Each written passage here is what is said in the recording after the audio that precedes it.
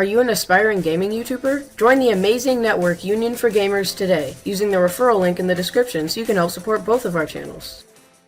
Hey everyone, welcome back to another video. Today we just finished a really cool contraption. So this is going to be part of the theme park here on Epica. So anyways, Indy built the pool, this whole area, all of the things you're seeing right now. And I was working behind the scenes on some redstone. This is part of some kind of like light show with beacons that he did. So this is not what I'm talking about. This is what I'm talking about. So I made a working kind of like a wave pool. It's basically rolling waves that actually work. So this is a smaller version. So occasionally it lags on here because I have it set up a bit differently. So this is different. I have the other one running on a clock kind of thing, so it runs constantly, whereas this one, it just runs once. But once we get to the actual waves, it might lag at first, but then I just do F3 and A to, I just do F3 and A to refresh the chunks, and then usually that solves the problem. So, this is the big, this is a wave pool, by the way. So yeah, how this works is, I have a thing that's shaking the table. Hold on, let me put this. Okay, sorry, I had like a bowl and a cup on the table and they were like shaking every time I would touch the keyboard. So anyways, what happens is when you start it, we do not have this running, okay. So it places a redstone block right at the end of that trail of redstone. Then there's a repeater and it actually places a redstone block next to that piston. And then it turns this redstone block over here into air to ensure that it's not just like a constant signal, because we don't want that, because just for how the thing is going to work. So anyways, then to stop it, you press it and it turns the redstone block at that piston into air, so then it can't finish. So what it'll do, the waves will still finish their current thing. So like if I stop it when it's on wave number 11 out of 17, it'll still go until the very end. But then once it gets to here, the redstone block will not be able to push into here and it'll stop. So what happens is, I'll pretend this is a redstone block, so when this gets pushed, after it finishes, this powers the piston and pushes this, which powers this, and then this will run out of power and it'll get pulled back after a second or two.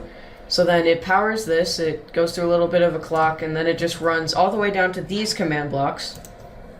And this places a new redstone block there and then deletes it. So it just is kind of like a clock. It just constantly goes and goes and goes. So what each of these are is they actually make the waves. So what happens is there's 17 waves that are made. It's there's 17 waves that it makes. So what it does is it does a fill command along a line, and then it generates water, and then like a second or however many ticks that many ticks later, it replaces that water with air.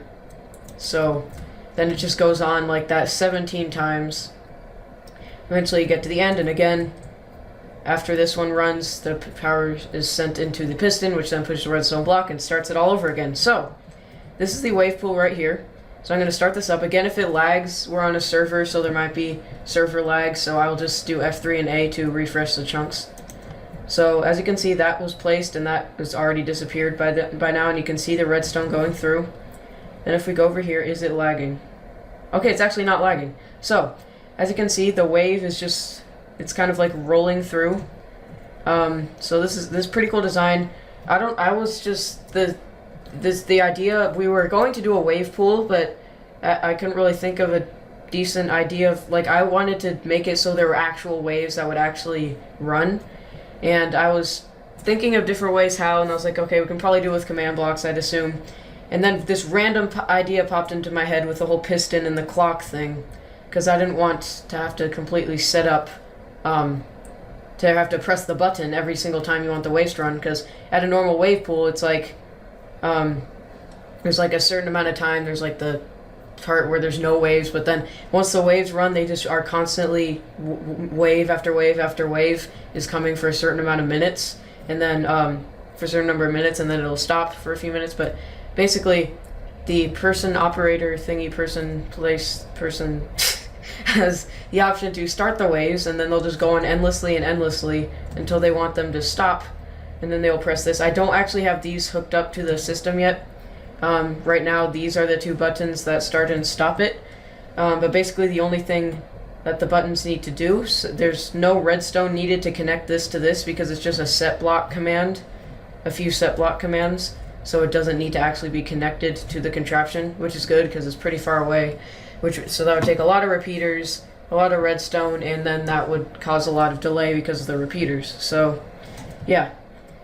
So anyways, that is how this works. If you have any extra questions about this, again, this redstone over here is not part of this at all. This is completely different. Anyways, if you have any other questions about this wave pool, let me know, and I will be sure to answer them. And if you also have any other suggestions for our theme park that we were working on here, let us know. So right now we're working on Splash World, which is obviously the water park. And so yeah, the wave pool is pretty much complete. We might add some more decorations to it. So anyways, I hope you all have enjoyed this video. Leave a like if you think that these waves are cool and stuff. So yeah, Wave has made waves.